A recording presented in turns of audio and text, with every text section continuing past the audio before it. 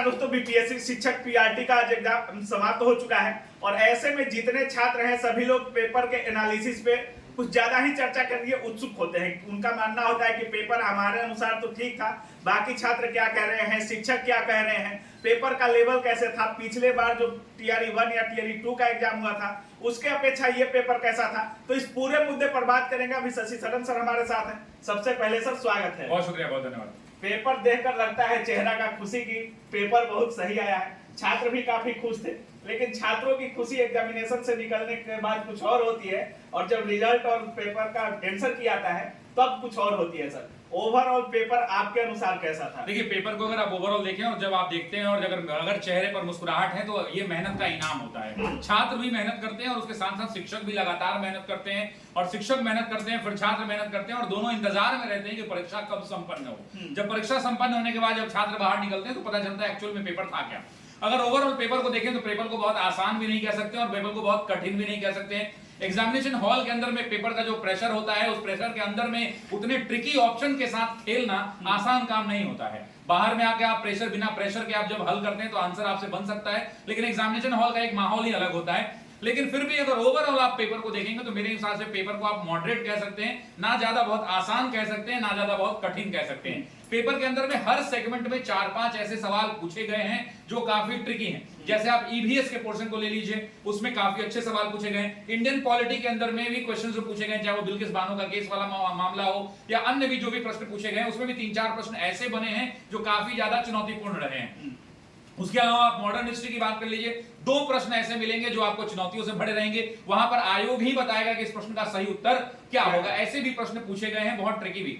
उसके अलावा आप ज्योग्राफी को देखें तो ज्योग्राफी में लगभग 3 से 4 ऐसे सवाल हैं जो काफी कठिन श्रेणी में आते हैं। बाकी सवाल जो है फैक्ट बेस्ड क्वेश्चंस हैं। अगर आपने भूगोल सब्जेक्ट पढ़ा होगा, अगर आपने विषय की तैयारी करी होगी तो आपका वो प्रश्न बन जाएगा। मैथ्स के अंदर में अगर पेपर का लेवल कहें तो मैथ्स को आसान कह सकते हैं, आसान से मॉडरेट में कह सकते हैं। 3-4 ऐसे प्रश्न थे जो थोड़े से ट्रिकी टाइप के दिख रहे थे। बाकी रीजनिंग अगर देखें, पूरा रीजनिंग आसान था, अच्छे से इजीली वो, अगर पजल भी है, बॉक्स में भी मिसिंग वैल्यू भी है, ट्रायंगल्स गिनने वाली बात भी, वो भी बनने लायक था। विज्ञान खंड को आप देखें तो 4-5 ऐसे प्रश्न आपको विज्ञान में दिखेंगे जो चुनौती वाले थे, जहां पे ऑप्शन में आप कंफ्यूज करेंगे। होता है ना कि देखते मार देंगे ए होगा, तो हम नीचे ऑप्शन बी सी डी नहीं देखते हैं, लेकिन कभी कभी ऐसी गलतियां हो जाती है। एक सोनार का प्रश्न था, वो काफी पहले ही ऑप्शन में दे रखा था कि समुद्र तल से मापने वाला था, तो बच्चा बी सी नहीं देखता है। चूंकि ऑप्शन के अंदर में डी और ई दोनों विकल्प है, तो वैसी परिस्थिति के अंदर में अच्छा खेलने का प्रयास किया गया और होना भी चाहिए। अगर परीक्षा बहुत सरल हो जाएगी तो वैसी परिस्थिति के अंदर में सबके लिए आसान हो जाएगा। तो परीक्षा में चुनौतियां होती ही हैं, उसी का ये टेस्ट होता है। तो ओवरऑल पेपर को अगर आप देखेंगे तो आप मीडियम स्तर का पेपर कह सकते हैं, ना ज्यादा बहुत आसान है, ना ज्यादा बहुत कठिन है। और वैसी परिस्थिति के अंदर में चुनौतियां तो बच्चों के लिए एग्जामिनेशन हॉल के अंदर में होती हैं और होती भी। सर जिस तरह से टीआरई 1 का एग्जाम हुआ था उसमें सबसे हार्ड पेपर पीआरटी का ही माना जा रहा था, उसको देखते हुए कहीं ना कहीं इस बार का पेपर तो काफी इजी। टीआरई 1 में मुझे लगता है कि पीआरटी वाला पीजीटी वाला से बदला गया था। ठीक है, ऐसे ऐसे क्वेश्चन थे जो टीचर ने भी नहीं पढ़े होंगे। बहुत सारे 3-4 प्रश्न तो 3 प्रश्न तो मुझे अभी भी याद है कि ऐसे ऐसे किताबों के प्रश्न थे, उसको स्वीकार कर लेना चाहिए। हर कुछ का ज्ञान शिक्षक के पास नहीं हो सकता है ना, संभव नहीं है। तो टीआरई 1 वाकई में सबसे ज्यादा कठिन था। उसकी अपेक्षा में देखें या टीआरई 2 या 3 की अपेक्षा में देखें तो उसी लेवल का एक प्रश्न बनाने का प्रयास किया गया है। और प्रश्न जो है ठीक ठाक प्रश्न था, इसको बहुत कठिन नहीं कहेंगे लेकिन बहुत आसान भी नहीं कहेंगे, मॉडरेट लेवल का प्रश्न है। अगर बहुत पेशेंस के साथ, परसिवरेंस के साथ, बहुत संयमता के साथ अच्छे से अगर विद्यार्थी ने बनाया होगा तो विद्यार्थी जो है अच्छा अटेम्प्ट और अच्छा अंक ला सकता है। सर काफी सारे छात्रों का रिव्यू करने पर वो लोग कह रहे थे कि मैथ और रीजनिंग का लेवल काफी लो था, मतलब वो सभी लोग बना दिए होंगे, लेकिन कहीं ना कहीं करंट वगैरह को देखो तो थोड़ा सा हाई था। सर इस पूरे परीक्षा में ये जो पीआरटी का पेपर है, कौन सा सब्जेक्ट का पेपर आपको ऐसा लगा जो अगर वो छात्र कर दिया होगा तो रिजल्ट मेकिंग सब्जेक्ट बन सकता है? करंट अफेयर्स का क्वेश्चन 14 से 15 प्रश्न करंट अफेयर्स के थे, जिसमें 7-8 प्रश्न बनने लायक थे। उसके बाद कुछ ऐसे डेटाबेस क्वेश्चन थे जो हर किसी को एग्जामिनेशन हॉल में याद नहीं रह सकता है। एक्सेप्शनल क्वेश्चंस पूछे जाते हैं वैसे। तो मुझे लगता है कि अगर सबसे ट्रिकी पोर्शन को आप देखेंगे तो मेरे हिसाब से जो सबसे ट्रिकी पोर्शन नजर आ रहा है वो आपको करंट अफेयर्स एक चुनौतियों भरा दिख रहा है। पॉलिटी के भी कुछ प्रश्न जो है ट्रिकी नजर आ रहे हैं, ज्योग्राफी में भी ट्रिकी है। तो ओवरऑल अगर आप देखेंगे तो पेपर के अंदर में एक अच्छा मिला जुला पेपर कह सकते हैं इसको, और करंट ने हकीकत में बच्चों को परेशान किया। सर अभी 9, 10 और 11, 12 का पेपर बाकी है। सर जिस तरह से कल का भी 6 to 8 का था, आज पीआरटी का भी हो गया, इसको देखते हुए क्या अनुमान है उसका पेपर कैसा आ सकता है, ऐसा ही रहेगा या थोड़ा सा लेवल अप देखने को? देखिए, आयोग कभी भी बाउंसर फेंक सकता है, तो इसलिए हम इस पर कोई टिप्पणी नहीं करेंगे। मैं कह दूं कि पेपर दोनों ठीक ठाक था तो अगला पेपर भी ठीक आएगा, नहीं। कल आपने देखिए इंग्लिश वालों के साथ क्या हुआ। कल जो 6 to 8 के अंदर में लिटरेचर ना 1 to 5 में पहली बार पूछा नहीं गया था, 6 to 8 में भी पिछली बार नहीं पूछा गया था। इस बार जो लिटरेचर पूछा गया उसमें कई सारे ऐसे प्रश्न हैं जो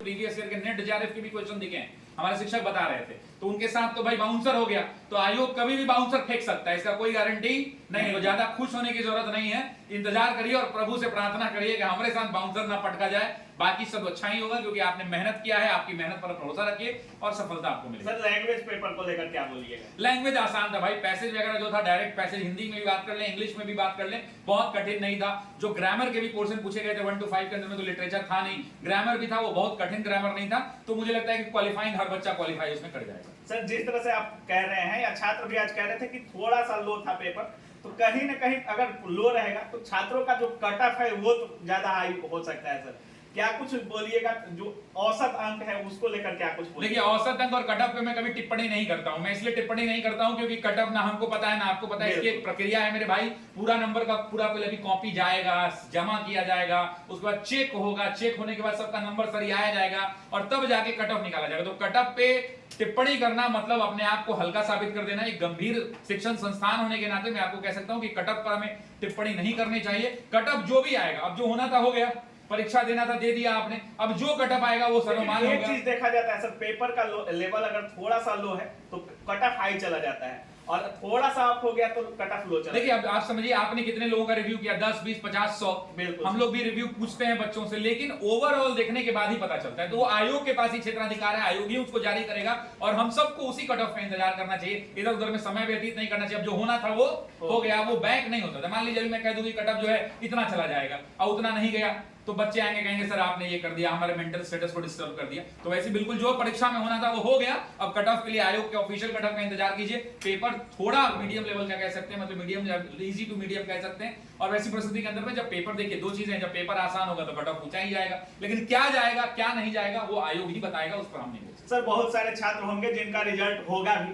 क्योंकि सीटें तो मान लीजिए 86-87 हजार सीटें हैं, तो बहुत लोग ऐसे हैं जिनका रिजल्ट होगा भी और जिनका नहीं भी होगा। सर टीआरई 4 एक अच्छा मौका है उनके लिए भी, तो उनको लेकर आप क्या कुछ करेंगे? देखिए, टीआरई 4 के अंदर में बहुत सारे बदलाव करने होंगे। बदलाव ये करना होगा कि टीआरई 4 के अंदर में, जैसे हम लोग टीआरई 3 पे पूरा कंप्लीटली एनसीईआरटी फोकस्ड हो गए थे, अब टीआरई 4 के अंदर में भी एनसीईआरटी तो फोकस रहना ही है, लेकिन स्टैंडर्ड बुक्स के अंदर में स्टेटमेंट बेस्ड क्वेश्चंस को भी देखना होगा।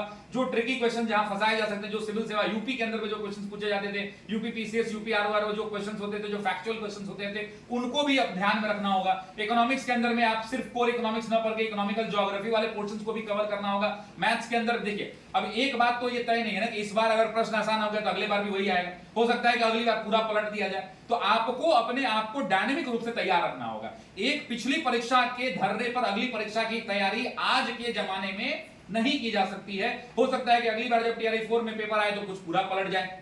इस बार पिछली बार लिटरेचर नहीं आता, इस बार इंग्लिश में लिटरेचर आ गया, उस हिसाब से लिटरेचर आया कि पानी पिला दिया, ना कोई टीचर पढ़ाया होगा, ना कोई बच्चा पढ़ के उस लेवल का गया होगा।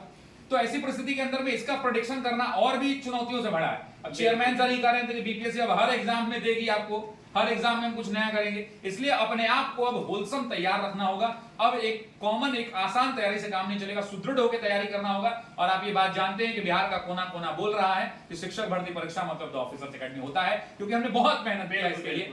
इसलिए छात्र आराम से पढ़ें, काम एंड कंपोज होकर पढ़ें और अपने आप पर भरोसा रखें। जिनका भी 9, 10 और 11, 12 का एग्जाम बाकी है सर, लास्ट में उन छात्रों को क्या? लास्ट में उन छात्रों को, अभी जब ये वीडियो हो रहा है लगभग 5-6 बज रहा है, तो मुझे यही लगता है कि लास्ट में उनको बस यही करना चाहिए कि आराम से बढ़िया नहा के बढ़िया से सो जाना चाहिए। कल सुबह सुबह एकदम उठ के मंदिर में हाथ जोड़ के जिसको भी मानते हैं पूजा वूजा करके चुपचाप जाके परीक्षा देना चाहिए। कतई नहीं देखें कि रात में जागो इस वीडियो से, अब वो जागते जागते नींद खराब हो जाएगा, ये पढ़ कर ही जाना, तो वो सब नहीं करना है। इसलिए देखो, ऑफिसर अकेडमी में 24-24 घंटा पढ़ाता है, लेकिन परीक्षा जब आ गई तो अब हमने क्लासेस बंद कर दी। उनको थोड़ा आराम दीजिए, काम दीजिए, कंपोज दीजिए, आराम से वो बच्चे जाएं, परीक्षा दें। मेहनत किया है और मेहनत का इनाम आज नहीं तो कल जरूर। चलिए, बहुत बहुत धन्यवाद। बहुत शुक्रिया, बहुत धन्यवाद।